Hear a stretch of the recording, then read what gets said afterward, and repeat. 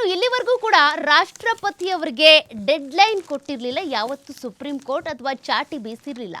ಆದರೆ ಈಗ supreme court ರಾಷ್ಟ್ರಪತಿಯವ್ರಿಗೂ ಕೂಡ ಒಂದು ಡೆಡ್ಲೈನ್ ಅನ್ನು ಕೊಟ್ಟಿದೆ. ಅಂದರೆ ಹೊಸ ಇತಿಹಾಸ ಇದು. ಮಸೂದೆಗೆ ಸಹಿ ಹಾಕೋದಕ್ಕೆ ಅಂತ ರಾಷ್ಟ್ರಪತಿಗೂ ಕೂಡ ಡೆಡ್ಲೈನ್ ಕೊಟ್ಟಿದೆ ಸುಪ್ರೀಂ ಕೋರ್ಟ್. ಇಲ್ಲಿವರೆಗೂ ಕೂಡ ನೀವು ಸುಪ್ರೀಂ ಕೋರ್ಟ್ ಯಾರ್ಯಾರಿಗೆ ಚಾಟಿ ಬೀಸಿರುತ್ತೆ ನೋಡಿರ್ತೀರಾ. ರಾಜ್ಯ ಸರ್ಕಾರಗಳಿಗಿರ್ಬೋದು ಅಥವಾ CMಗಿರ್ಬೋದು ಅಥವಾ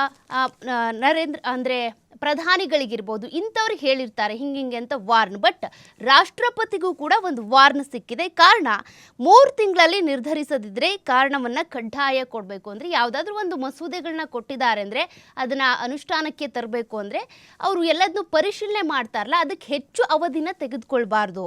3 ತಿಂಗಳೊಳಗೇ ನೀವು ಅದೆಲ್ಲದನ್ನು ಮುಗಿಸ್ಬೇಕು. ಏನು ಕಾರಣ ಅನ್ನೋದನ್ನು ಕೂಡ ಕೊಡಬೇಕು ಅಂತ ಸುಪ್ರೀಂ ಕೋರ್ಟ್ ಈ ರೀತಿ ಚಾಟಿ ಬೀಸಿರೋದು.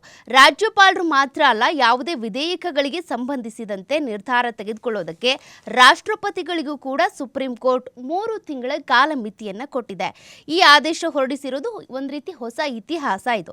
ರಾಜ್ಯಪಾಲರು ರಾಷ್ಟ್ರಪತಿಗಳ ಬಳಿ ಕಳುಹಿಸಿಕೊಡುವ ವಿಧೇಯಕದ ಕುರಿತು 3 ತಿಂಗಳ ಒಳಗಾಗಿ ಸೂಕ್ತ ನಿರ್ಧಾರವನ್ನು ಮಾಡಬೇಕಾಗುತ್ತೆ. ಮಾಡಲಿಲ್ಲ ಅಂತ ಅಂದರೆ ರಾಜ್ಯಗಳು ಕೋರ್ಟ್ ಮೆಟ್ಟಿಲನ್ನು ಏರಬಹುದು. ಅದಕ್ಕೆ ಸಂಬಂಧಪಟ್ಟಂತೆ ಪ್ರಶ್ನೆ ಮಾಡಬಹುದು, ಯಾಕೆ ಮೂವ್ ಆಗ್ತಾ ಇಲ್ಲ ಈ ಒಂದು ಮಸೂದೆ ಅಂತೇಳಿ. ಇನ್ನು ಕೋರ್ಟ್ ಮೆಟ್ಟಿಲೇರಿದಂಥ ಸಂದರ್ಭದಲ್ಲಿ ಆಗ ಕೋರ್ಟ್ ಕೂಡ ಮತ್ತೆ ಚಾಟಿ ಬೀಸುವಂಥ ಸಾಧ್ಯತೆಗಳಿರುತ್ತೆ. ಹೀಗಾಗಿ ಏಪ್ರಿಲ್ 8ರಂದು ತಮಿಳುನಾಡು ರಾಜ್ಯಪಾಲ RN ರವಿ ಮತ್ತು ತಮಿಳುನಾಡು ಸರ್ಕಾರದ ನಡುವಿನ ಸಂಘರ್ಷಕ್ಕೆ ಸಂಬಂಧಪಟ್ಟಂತೆ ಸುಪ್ರೀಂ ಕೋರ್ಟ್ ಒಂದು ಮಹತ್ವದ ತೀರ್ಪನ್ನು ನೀಡಿತ್ತು. ಈ ಆದೇಶದ ಪ್ರತಿಯನ್ನು ಈಗ ಸುಪ್ರೀಂ ಕೋರ್ಟ್ನ ವೆಬ್ಸೈಟ್ಗೆ ಅಪ್ಲೋಡ್ ಮಾಡಲಾಗಿದೆ. ಇದು ಸಾಕಷ್ಟು ವೈರಲ್ ಆಗ್ತಾ ಇದೆ. ರಾಷ್ಟ್ರಪತಿಗೂ ಕಾಲಮಿತಿ ಅಂತೇಳಿ. ಇನ್ನು ಗವರ್ನರ್ ಸಹಿ ಇಲ್ಲದೇ ತಮಿಳುನಾಡಿನಲ್ಲಿ 10 ಬಿಲ್ ಜಾರಿಯಾಗಿದೆ. ಇದಕ್ಕೆ ಸಂಬಂಧಪಟ್ಟಂತೆ ಕೂಡ ರಾಷ್ಟ್ರಪತಿಗಳಿಗೆ ಸುಪ್ರೀಂ ಕೋರ್ಟ್ ಚಾಟಿ ಬೀಸಿರೋದು. ಇನ್ನು ಮುಂದಿನ